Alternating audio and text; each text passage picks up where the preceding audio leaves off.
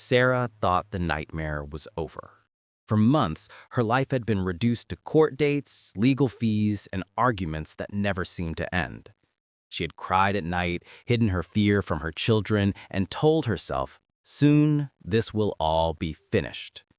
And now, sitting in a conference room with the divorce papers stacked neatly in front of her, she finally felt relief. The lawyers were calm. Her own attorney, worn down from the endless back and forth, skimmed the settlement with half-closed eyes. "It looks standard," he said, pushing the papers toward her. Her husband's lawyer smiled with the ease of someone who already knew the outcome. And across the table, her husband leaned back in his chair, confident, silent, as if he had already won. Sarah wanted to believe them. She wanted to grab the pen, sign her name, and be free. But the truth is this: divorce doesn't destroy you with the obvious battles. It destroys you with the quiet traps buried in the fine print. Because hidden in those standard lines was a single clause, one she almost missed, that could have cost her everything. If you are watching this right now, don't make her mistake. Don't assume the paperwork is safe. Don't assume standard means fair. Because the most dangerous lines in a divorce settlement are always the ones that look harmless. Subscribe to this channel now, because every week we expose the money traps they hope you never find. And leave a comment if you've ever seen a clause like this.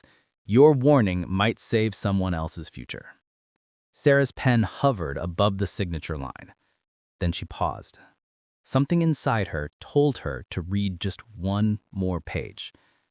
That hesitation saved her.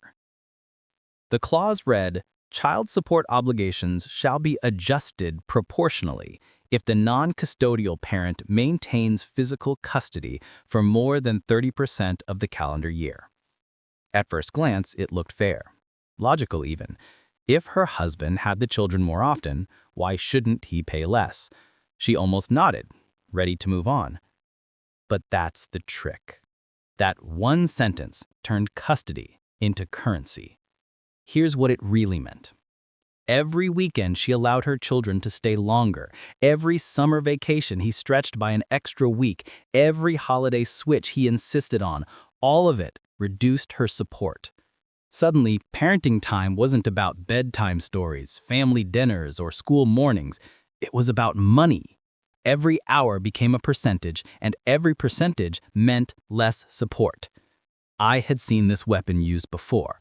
Husbands who suddenly demanded more custody, not because they wanted more time with their children, but because they wanted to pay less. They turned love into leverage, and the clause gave them the perfect excuse. Sarah nearly signed away thousands of dollars meant to clothe, feed, and care for her children, all because of a single line disguised as fairness.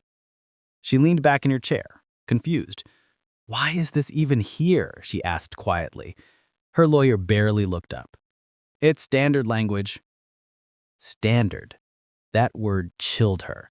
How many women had signed without thinking, without questioning? How many had lost money their families desperately needed because no one told them what standard really meant? But the trap didn't end there. Further down the settlement was another clause, equally deceptive. Temporary support orders shall serve as the basis for permanent obligations unless otherwise modified by the court. She frowned. Temporary sounded harmless. Temporary meant short term, right? Just until the divorce was finalized, just until things settled. That's what she believed. That's what her lawyer had implied when she first agreed to a temporary order. But hidden in that sentence was a brutal truth. Temporary almost always becomes permanent. The payments she accepted in exhaustion months ago, payments she thought were placeholders, would lock into place for years. If she agreed to too little then, she would live with too little now. The court would look at the pattern, not the hardship. Judges value stability, not fairness. If she had managed to survive on less for months, they would declare she could continue to survive on less. Sarah's stomach twisted as she realized what this meant.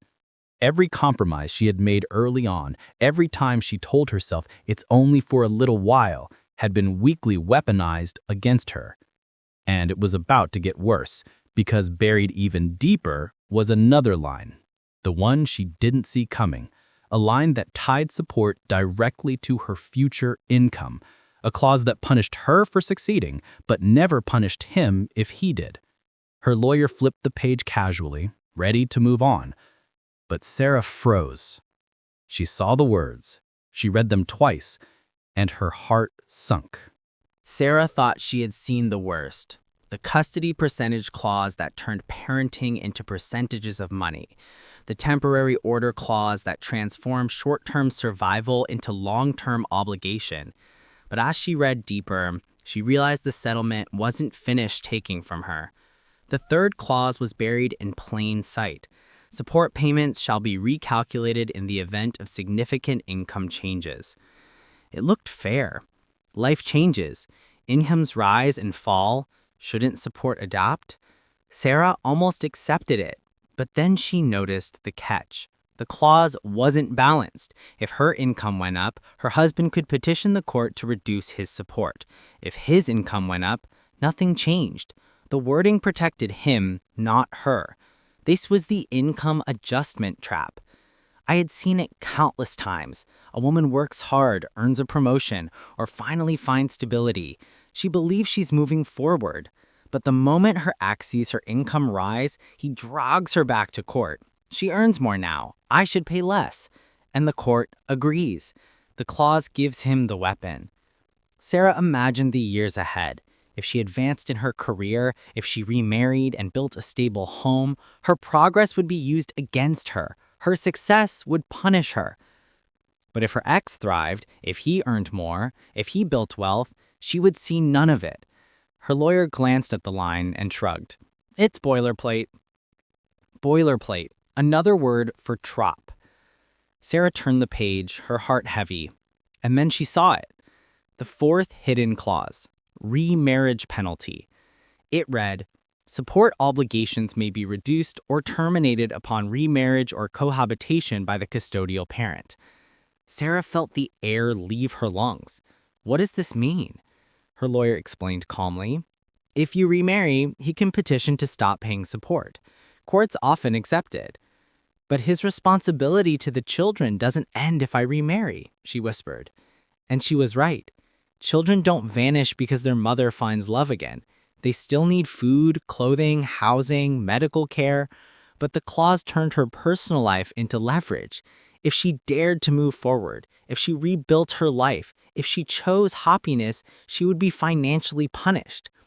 This was the remarriage trap, a clause that chained her future to his past. Sarah pushed the papers away, her hands trembling. This isn't about fairness, she said. This is about control.